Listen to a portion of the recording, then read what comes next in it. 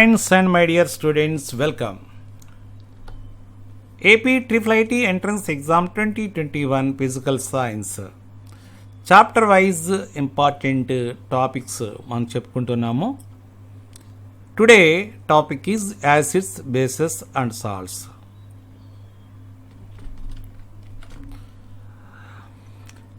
Dear students, in this lesson you have an idea about acids examples, bases examples and salts examples, formulas and their uses. ఇవి main కాన్సన్ట్రేషన్గా తీసుకోండి. మరి వీటి model పేపర్లో మనకి ఇచ్చిన అంశాలు ఎలా ఉన్నాయో ఒకసారి, ఆ క్వశ్చన్స్ ఎలా అడిగారో ఈ చాప్టర్ సంబంధించి ఒకసారి పరిశీలిద్దాం. Which one is not a salt among the following? ఈ కింది వాళ్ళలో లవణం కానిది. 4 ఆప్షన్స్ ఇచ్చారు. వీటిలో ఏదైతే నాట్ కంపల్సరీగా చూడాలి, గబుక్కొని మనం సాల్ట్ అనుకుంటాము. నాట్ ఆప్షన్ ఇచ్చారు కాబట్టి ఆ లవణం కానిది ఏంటన్నది, అంటే లవణం పేరు తెలిస్తే మీరు ఇది ఐడెంటిఫై చేస్తారు. కాబట్టి లవణాల పేరు మీరు ఖచ్చితంగా గుర్తుపెట్టుకోవాలి. Next matching. లెఫ్ట్ సైడ్ మనకి యాసిడ్స్ ఇచ్చారు. నెక్స్ట్ దీనికి సంబంధించి టొమాటో, యాండ్స్, వినిగర్, మిల్క్ రిలేషన్ ఏంటి, దాని రిలేషన్ సంబంధించి మనకు ఒక ఆర్డర్ వస్తుంది. ఈ ఆర్డర్లో మనం మ్యాచ్ చేయాలి, అది కరెక్ట్ అవుతుంది. Next which of the following gives pink color with phenolphthalein indicator? Indicators అంటే ఇండికేటర్ సంబంధించి క్వశ్చన్ ఖచ్చితంగా వస్తుంది. ఫినాప్థలిన్ ఆ సూచికతో పింక్ రంగు ఇచ్చినది అంటే ఫినాప్థలిన్ యాసిడ్ బేసా? ఆ యాసిడ్ బేస్ అయితే ఆ కలర్ ఏంటో తెలుస్తుంది. అంటే ఇచ్చిన వాటిలో బేసెస్ ఏంటి, యాసిడ్ ఏంటి, దాన్ని బట్టి మనకి ఏది కలర్ ఇస్తుంది అనేది తెలుస్తుంది. Next blind persons use following indicator identify acid base. అంధత్వం కలవారు ఏ సూచికను ఉపయోగించి ఆమ్లక్షారాలను గుర్తిస్తారనేది ఇచ్చారు. దానికి ఈజీగా దీన్ని ఐడెంటిఫై చేయొచ్చు మనం గుర్తుపెట్టుకుంటే. And formula for sodium zincate. ఇక్కడ చూడండి, ఫార్ములాస్ ఖచ్చితంగా అడుగుతున్నారు. ఇక్కడే మనం కన్ఫ్యూజ్ అవుతుంటాము. జస్ట్ మనకి లెటరింగ్ ఆల్ఫాబెట్ అక్కడ ఉండే NAZNO అన్నింటిలోనూ ఉంది, కానీ కింద మనకి బేస్ పాదాంకం మాత్రం అక్కడ అంకెలు తేడా ఉన్నాయి. కాబట్టి వాటిని కూడా జాగ్రత్తగా మనం గుర్తుపెట్టుకోవాలి. Next vinegar is a dash. Vinegar అన్నది ఏంటి? లాక్టిక్ ఆమ్లం, సిట్రిక్ ఆమ్లమా, ఎసిటికా, టాటారికా. కాబట్టి ఇది కూడా ఈ టైప్లో మనకి క్వశ్చన్స్ వస్తున్నాయి. And on careful eating of gypsum at 373 K, it loses water molecules particularly and converts into gypsumని 303 వేడి చేస్తుంది. పాక్షికంగా నీటిను ఏం చేస్తుంది అనేది పార్టికల్లీ పడ్డది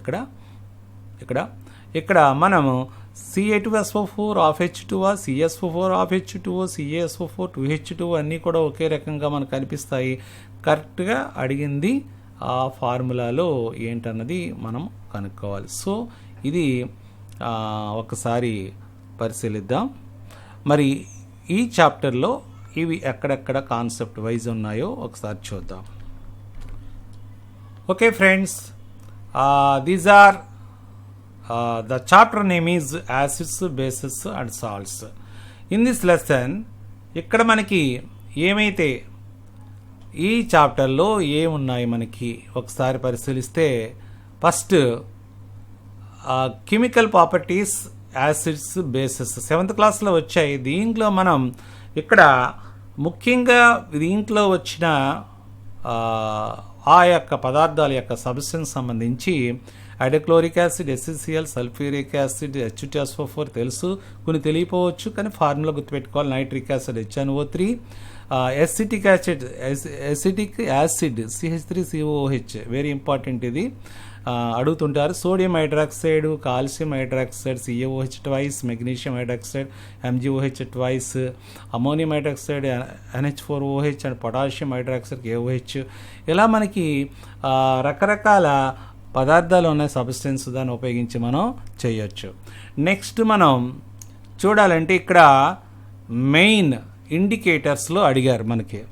ఇండికేటర్స్లో మనం చూసినట్టయితే ఇండికేటర్స్లో red litmus, blue litmus, phenolphthalein, methyl orange కంపల్సరీగా దీని నుంచి మనకి క్వశ్చన్ వచ్చే అవకాశం ఉంటుంది. Compulsory you must concentration about indicators సంబంధించి ఆల్రెడీ మీరు నేర్చుకుని ఉంటారు. అంటే బ్లూ లిట్మస్ మనకు సంబంధించి ఇది ఏం చేస్తుంది, దీని యొక్క ప్రాపర్టీ ఏంటి, ఏం చేస్తుంది, యాసిడ్ని మనం ఒక యాసిడ్ని టెస్ట్ చేస్తున్నప్పుడు అది రెడ్ కలర్లోకి మారుతుంది అనేది మనకు తెలుసు. అంటే ఆమ్లాన్ని మనం పరీక్షిస్తే నీలి లిట్మస్ పేపరు ఎరుపు రంగులో మారుతుంది అనేది. అలాగే రెడ్ లిట్మస్ మనం బేస్ని గుర్తించేది చక్కగా ఇది బ్లూలోకి వెళ్ళిపోతుంది. అంటే ఒక క్షార పదార్థాన్ని తీసుకుంటే అది రెడ్ లిట్మస్ బ్లూగా మారుస్తుంది. ఈ రెండు కూడా బేసికల్గా మనకు తెలుసు. మరి ఫినాప్థలిన్, మెథైల్ ఆరెంజ్ ఉన్నప్పుడు మనకి యాసిడ్ టెస్ట్ చేస్తాయి, ఇవి బేస్ టెస్ట్ చేసినప్పుడు ఫినాప్థలిన్ సంబంధించి యాసిడ్ అయితే కలర్లెస్, ఇవి యాసిడ్ చేసిన ఫినాప్థలిన్ మనం పోసినట్టయితే కలర్లెస్గా వస్తుంది. అదే మనకి బేస్ అయితే పింక్ కలర్లోకి మారిపోతుంది. ఇది ఫినాప్థలిన్ సంబంధించి. సో యాసిడ్ ఐడెంటిఫై చేయడం, క్లోరిక్ యాసిడ్ ఇచ్చారు, టెస్ట్ చేస్తే లెస్ కదా. అలాగే NaOH ఇచ్చారంటే అది ఫినాప్థలిన్ టెస్ట్ చేస్తే పింక్ కలర్ మారుతుంది అనేది. మిథైల్ ఆరెంజ్ చూసినట్లయితే మనకి యాసిడ్లో లిట్మస్ పేపర్ లాగే రెడ్ కలర్ వస్తుంది, అలా గుర్తుపెట్టుకోండి. అట్లాగే మరి బేస్ అయితే ఎల్లో కలర్ వస్తుంది. సో ఇవి బేస్ మీరు చెప్పే ఉంటారు, జస్ట్ నేను రిమైండ్ చేస్తున్నాను అంతే. కాబట్టి వీటిలో యాసిడ్స్ ఏంటి, బేసెస్ ఏంటి, ఈ కలర్స్ అన్నీ కూడా ఒకసారి మీరు గుర్తెచ్చుకుంటే ఈజీగా రాసేస్తారు. ఓకే, నెక్స్ట్ మనకి ఆల్ఫాక్టరీ ఇండికేటర్స్ అని ఉన్నాయి కొన్ని.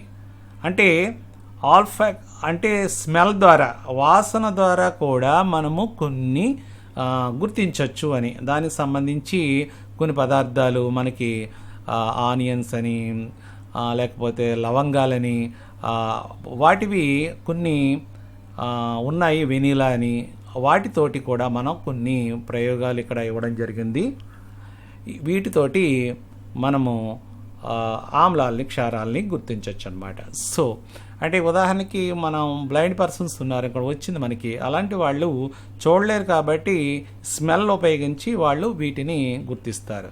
ఆల్ఫాక్టరీ అవి ఏమంటాం మనము, సువాసన సూచికలు అనమాట. ఓల్ఫాక్టరీ ఇండికేటర్స్ అని అంటాం. ఓకే, నెక్స్ట్ మనకి reaction of basis, acids and bases, ఇది మనం క్వశ్చన్ చదివాము. దానికి సంబంధించి ఇక్కడ హైడ్రోజన్ గ్యాస్ రిలీజ్ అవుతుంది. అలాగే ఇక్కడ మనము H2 పాప్ సౌండ్ సంబంధించి కూడా మనం నేర్చుకున్నాము.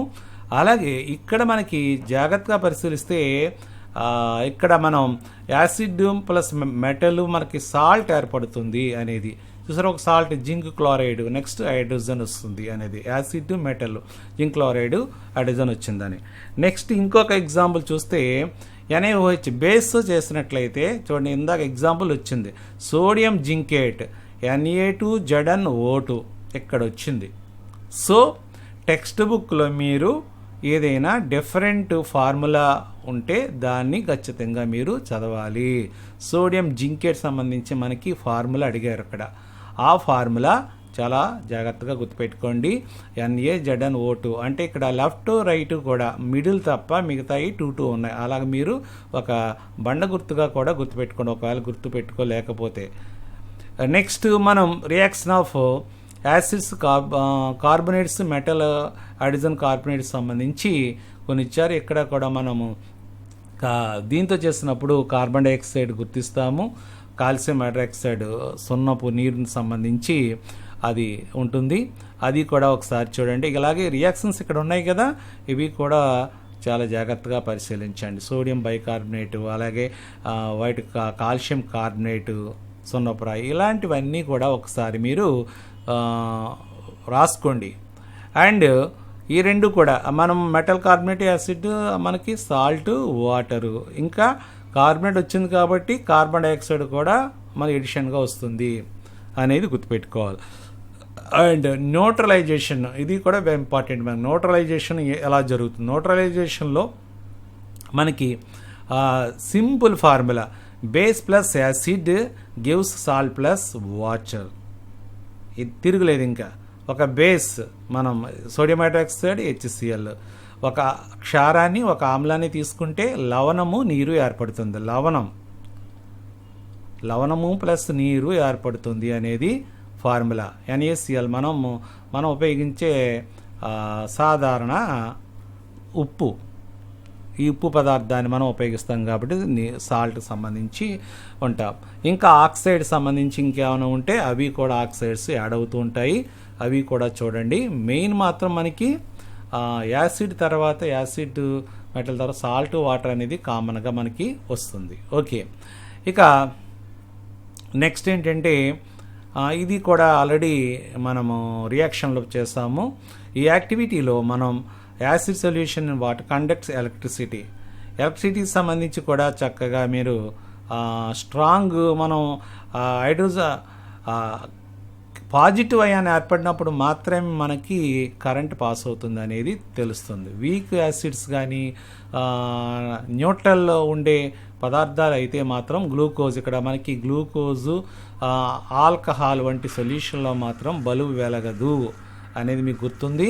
స్ట్రాంగ్ యాసిడ్ HCl కావచ్చు, లేకపోతే స్ట్రాంగ్ బేస్ కావచ్చు. ఆ బేస్ అప్పుడు కూడా అది అక్కడ కరెంట్ పాస్ అవుతుందని మనకి తెలుస్తుంది. ఓకే, ఇక్కడ ఈక్వేషన్ సంబంధించి గుర్తుపెట్టుకోవచ్చు. అండ్ అలాగే ప్రిపరేషన్ ఆఫ్ HCl గ్యాస్ సంబంధించి మనకు తెలిసింది. ఇక్కడ మనము లిట్మస్ పేపర్ తోటి టెస్ట్ చేస్తే మనం ఇక్కడ HCl దాన్ని కూడా కలరు ఏ పేపర్ అయితే మనం పెట్టామో ఆ పేపర్ కలర్ మనకి కలర్ ఇండికేషన్ అది బేసా లిట్మస్ పేపర్ కాబట్టి రెడ్ బ్లూ అనేది తెలుస్తుంది.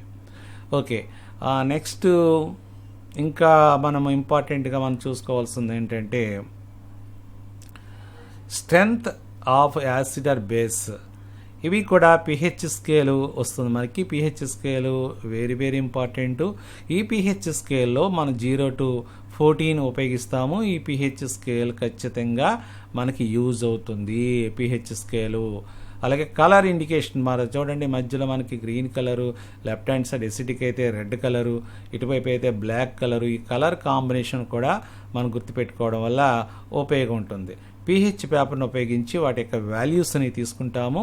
మెయిన్ ఇక్కడ ఇది బేస్ pH సంబంధించి ఆల్రెడీ pH లెస్ దెన్ 7 అయితే యాసిడ్ అని మనకు తెలుసు. అలాగే pH ఈజ్ గ్రేటర్ దెన్ 7 అయితే బేస్ అని, pH ఎగ్జాక్ట్గా మనకి 7 అయితే అది న్యూట్రల్ అని మనకు తెలుసు. న్యూట్రల్ అంటే సాధారణంగా మనము మినరల్ వాటర్ వస్తుంది, డ్రింకింగ్ వాటర్, అలాగే కొన్ని solutions, sugar solutions, salt solutions కూడా ఇంచుమించు 7కి దగ్గరగా ఉంటాయి. సో ఇక్కడ pH వాల్యూస్ చూస్తే మనకి సెంటర్ 7 ఉంటుంది. ఇక్కడ దగ్గరగా ఇక్కడికి వచ్చేటప్పటికి ఎసిడిటీ పవర్ వెళ్ళే కొద్దీ ఏమవుతుంది, ఇక్కడ మనకి స్ట్రాంగ్ 0 నుంచి 0 అయితే చాలా స్ట్రాంగ్ అనమాట. వేరే కొద్ది నెక్స్ట్ 1, 2, 3 ఇలాగ దాని యొక్క వాల్యూ పెరిగిపోతే మనకి వీక్ అవుతుంది అనేది ఇక్కడ మనం గుర్తుపెట్టుకోండి. అంటే కంపేర్ చేయాలి. ఇక్కడ 3కి 1కి కంపేర్ చేస్తే 1 అనేది స్ట్రాంగ్, 3 అనేది వీక్, 4 అనేది మరీ వీక్ అనేది. ఇక్కడికి వచ్చేటప్పటికి రివర్స్ ప్రాసెస్. ఇక్కడ నెంబర్ పెరిగే కొద్దీ దాని స్ట్రాంగ్నెస్ పెరుగుతుంది. దాని ఆల్కలీ అంటాము, అదే బేస్ అది సొల్యూషను. సో ఇది చూసారా, రెడ్ గ్రీన్ కలర్లో ఉంది సెంటర్ పార్ట్, ఇదేమో రెడ్లో ఉంది, ఇది ఏమో బ్లాక్లో ఉంది. ఇది యూనివర్సల్ ఇండికేటర్ pH ఇండికేటర్ సంబంధించి. సో దీన్ని బట్టి మనం చక్కగా ఏదైనా మీకు ఎగ్జాంపుల్ ఇచ్చినప్పుడు pH సంబంధించి ఈజీగా రాసేయచ్చు. అలాగే కొన్ని టెక్స్ట్ బుక్లు ఇది కూడా గుర్తుపెట్టుకోండి. ఇక్కడ మనము నియర్గా 6 ఇక్కడ 7 డిస్టిల్ వాటర్, ఫ్రెష్ వాటర్ అని ఇచ్చారు. దీనికి దగ్గరగా ఉన్నవి మిల్క్ 6.5. అలాగే బ్లడ్ అనేది ఇక్కడ 2 చూస్తే బ్లడ్ అనేది ఏంటి, బేస్. మిల్క్ అనేది జస్ట్ మైల్డ్ యాసిడ్. అలాగే ఇక్కడికి పెరిగే కొద్ది చూడండి, దీనికి యొక్క లెమన్ జ్యూసు, అలాగే కంపారిజన్ ఎగ్ ఓక్స్ సంబంధించి మనం కంపేర్ చేస్తే ఏది ఎక్కువ ఉంది చూడండి. బ్యాటరీస్ యాసిడ్ అయితే 0 ఉంది ఏకంగా. సో అలాగే నెక్స్ట్ ఇక్కడ మనము మిల్క్ ఆఫ్ మెగ్నీషియా ఉపయోగించేటప్పుడు వస్తుంది మనకి డైజెషన్ సంబంధించి వాడేటప్పుడు అది కూడా ఒకసారి పీహెచ్ అనమాట. నెక్స్ట్ ఎవ్రీడే లైఫ్ సంబంధించి పీహెచ్ యానిమల్స్ ఇవన్నీ గుర్తుపెట్టుకున్నారు. అలాగే టూత్ డికేలో మనకి ఇంపార్టెంట్ పాయింట్ ఏంటంటే ఆ పీహెచ్ 5.5 ఉంటుంది. దీనికంటే తగ్గితే గ్యారంటీగా మనకి టూత్ డికే అనేది ప్రారంభమవుతుంది. అలాగే హార్డ్నెస్ ఏమొస్తుంది మనకి, టూత్ ఎనామిల్ దేంతో తయారవుతుంది, కాల్షియం ఫాస్ఫేట్తో తయారవుతుంది. ఈ రకంగా దీంట్లో ఏవైతే ఉన్నాయో అవన్నీ కూడా మనం గుర్తుపెట్టుకోండి. అలాగే దీనికి ప్రివెన్షన్ ఏంటి, న్యూట్రలైజ్ చేయాలంటే ఏం చేయాలంటే ఆ టూత్ పేస్ట్ ఏంటి బేస్ అవుతుంది. అప్పుడు టూత్ పేస్ట్ బేస్ తోటి దీన్ని చేస్తామని.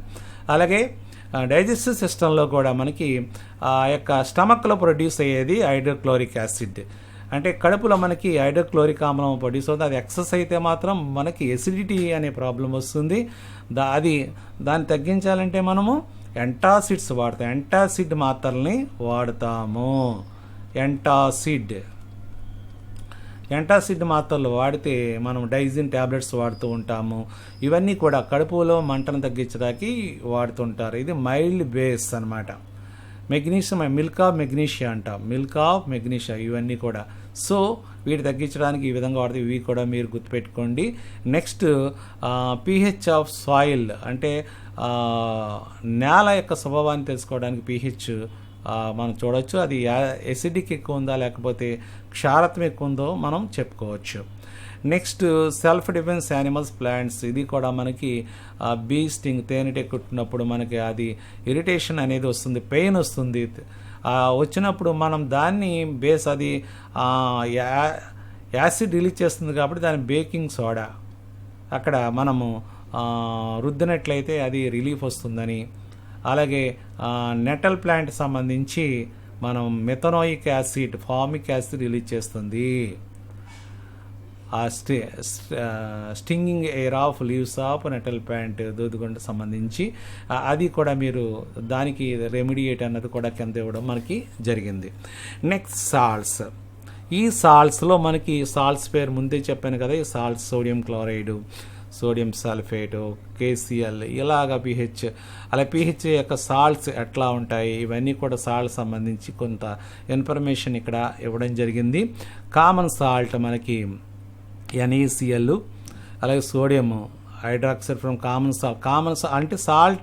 అంటే సాల్ట్స్ను ఉపయోగించి మనం నిత్య జీవితంలో ఏవేవి పొందుతామో ఇక్కడ మనకి ఇవ్వడం జరిగింది. ఇవి ఉప్పు సత్యాగ్రహం మీకు తెలుసు, అది కూడా ఒకసారి బేస్ చేసుకోండి. ఇక్కడ చూడండి, మనము సోడియం క్లోరైడ్ వాటర్ కలపడం సోడియం హైడ్రాక్సైడ్ ఏర్పడింది, క్లోరిన్ రిలీజ్ అయింది, హైడ్రోజన్ బ్లీచింగ్. ఇక్కడ మనకు అలాగే ఉపయోగాలు డిఫరెంట్ యూజెస్ ఆఫ్ ప్రోడక్ట్స్ అన్నమాట. బ్లీచింగ్ పౌడర్ మన సాల్ట్ ఉపయోగించి తయారు చేస్తాం.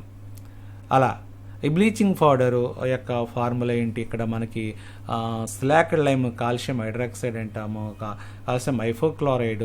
ఇవి ఆ యొక్క ఫార్ములా మీరు ఖచ్చితంగా గుర్తుపెట్టుకోండి. అలాగే బ్లీచింగ్ పౌడర్ దేనికి ఉపయోగిస్తారు, కెమికల్ ఇండస్ట్రీలో. అలాగే డ్రింకింగ్ వాటర్ని శుద్ధి చేయడం కోసం ఉపయోగిస్తారు. అలాగే వాష్డ్ క్లోత్స్ ఇన్ లాండ్రీ సంబంధించి బట్టలు ఉతకడానికి ఉపయోగించి బ్లీచింగ్ పౌడర్ సంబంధించి ఉపయోగిస్తారు. అలాగే ప్రిపరేషన్ క్లోరోఫామ్ తయారీలో మనకి బ్లీచింగ్ పౌడర్ ఉపయోగిస్తారు. అలాగే బేకింగ్ సోడా సంబంధించి కూడా మనకు ఉంది. బేకింగ్ సోడా కూడా ఇక్కడ ఇచ్చారు. దీనికి సంబంధించి యూజ్ ఏంటి అనేది కూడా మనం తెలుసుకోవాలి. అలాగే ఈ బేకింగ్ సోడా సంబంధించి ఇక్కడ మనము ఇక్కడ ఇవ్వడం జరిగింది. Sodium bicarbonate H+CO2 H2O. అంటే మనము ఉపయోగించే దాంట్లో మనం ఏదైనా కేకు బాగా పొంగినప్పుడు దాని నుంచి మనకి బబుల్స్ వస్తూ ఉంటాయి, చాలా స్పాంజీగా ఉంటుంది, మెత్తగా ఉంటే కారణం ఏంటి అంటే అక్కడ దానిలో కార్బన్ డైఆక్సైడ్ రిలీజ్ అవుతుంది. కాబట్టి ఈ కార్బన్ డైఆక్సైడ్ బయటికి వచ్చే సందర్భంలో అదంతా ఆ పదార్థము గుల్లగా మారి అక్కడ మనకి రంధ్రాలు ఏర్పడడం, మనకి మెత్తగా ఉండడం జరుగుతుంది. అలాగే సోడా యాసిడ్లో ఇది యాంటీసెప్టిక్గా కూడా మనకి పనిచేస్తుంది అనేది ఇక్కడ మనకి యూజెస్ ఇవ్వడం జరిగింది. Next washing soda, sodium carbonate Na2CO3 10H2 ఇచ్చాడు. ఇక్కడ Na2 CO3, అదే సోడియం బైకార్బోనేట్ NaHCO3. అలాగే మీరు రెండింటికి డిఫరెన్స్ చూసుకోండి, వాషింగ్ సోడాకి అలాగే మనకి బేకింగ్ సోడాకి డిఫరెన్స్. ఈ విధంగా దేనికి ఉపయోగిస్తారు, దీన్ని దేనికి ఉపయోగిస్తారో కూడా ఇక్కడ ఇవ్వడం జరిగింది. సో నెక్స్ట్ క్రిస్టలైజేషన్లో మనం ఏదైనా పదార్థాన్ని వేడి చేస్తే దానిలో ఉండే ఒక పదార్థం ఆవిరైపోతుంది, మిగతా మిగులుతుందని. మరి కాపర్ సల్ఫేట్ సంబంధించి ఇక్కడ ఇవ్వడం జరిగింది. కలర్ చేంజ్ ఎట్లా ఉంటుందనేది మనకి ఇచ్చారు. బ్లూ కలరు ఖచ్చితంగా ఉండే బ్లూ కలర్ తీసుకుంటే మనం కాపర్ సల్ఫేట్ అది వేడి చేసిన తర్వాత వైట్ కలర్లోకి మారుతుంది అనేది ఇక్కడ మనకి గుర్తుపెట్టుకోవాలి. సో క్రిస్టలైజేషన్లో మనం స్ఫటికీకరణం అంటాం. స్ఫటికీకరణ కూడా మనం నిత్య జీవితంలో ఉపయోగించుకుంటాం. సో హైడ్రేట్ కాపర్ సల్ఫేట్ ఎక్కడ ఇచ్చాడో CuSO4 5H2O. హైడ్రేట్ అంటే నీరు కలిగి ఉన్నదని అర్థం, కాబట్టి 5H2. మామూలుగా కాపర్ సల్ఫేట్ అంటాము, హైడ్రేట్ ఖచ్చితంగా నీటి అణువులు ఉన్నాయంటే 5H2O అది తీసుకోవాలి. ఓకే, ఆ మాలిక్యూల్స్ ఎన్ని ఉన్నాయి, ఇక్కడ మాలిక్యూల్స్లో ఎన్ని ఉన్నాయి అనేది ఇక్కడ నెంబర్ చెప్తుంది, 5 ఉంటాయి. Next plaster of Paris. ఇది ప్లాస్టర్ ఆఫ్ ప్యారిస్ ఫార్ములా ఏంటి? CaSO4 12H2O, వెరీ ఇంపార్టెంట్ ఇది ప్లాస్టర్ ఆఫ్ ప్యారిస్ది. అలాగే జిప్సమ్ అయితే 2H2 ఉంటాయి. ఇక్కడ మాలిక్యూల్సే డిఫరెన్స్ చూడండి, దీంట్లో మాలిక్యూల్స్ ఒక సగం నీటి అణువు మాత్రమే ఉంది ప్లాస్టర్ ఆఫ్ ప్యారిస్లో. అదే జిప్సమ్ అయితే మనకి 2 నీటి అణువులు ఉన్నాయి. దీన్ని POP ప్లాస్టర్ ఆఫ్ ప్యారిస్ సంబంధించి ఇక్కడ ఇవ్వడం జరిగింది. వైట్ పౌడర్ మనం ఉపయోగిస్తాము. ఇది ఫార్ములా ఖచ్చితంగా గుర్తుపెట్టుకోండి. ఇవి 2 ఆఫ్ కాబట్టి 1.5 వాటర్ యాడ్ చేస్తే అది జిప్సమ్గా మారుతుంది అనేది ఇక్కడ మనకి తెలియజేస్తుంది. దీన్ని దానికి ఉపయోగిస్తారో మనం మేకింగ్ టాయ్స్, మెటీరియల్స్ ఆఫ్ డెకరేషన్లో ఉపయోగిస్తాము. అలాగే కొన్ని రకాల డాల్స్, అదే విగ్రహాల తయారీకి మనం ఉపయోగించుకుంటాం అనేది తెలుస్తుంది. సో ఇక్కడ మనం ఇక వాట్ యూ హ్యావ్ లెర్న్డ్ ఇవి కూడా ఒకసారి చదివితే మనం ఏదైతే కాన్సన్ట్రేషన్ పెట్టామో అవన్నీ కూడా దీంట్లో ఉంటాయి. అలాగే pH సంబంధించి కానీ యాసిడ్స్, బేసెస్, సాల్ట్స్ ఎవ్రీడే లైఫ్లో ఎలా ఉపయోగపడతాయి. ఆల్రెడీ మీరు ఈ క్వశ్చన్స్ అన్ని చదివేస్తారు. అలాగే ఫిల్ ఇన్ ది బ్లాంక్స్ చదివారు, మ్యాచింగ్ చదివారు.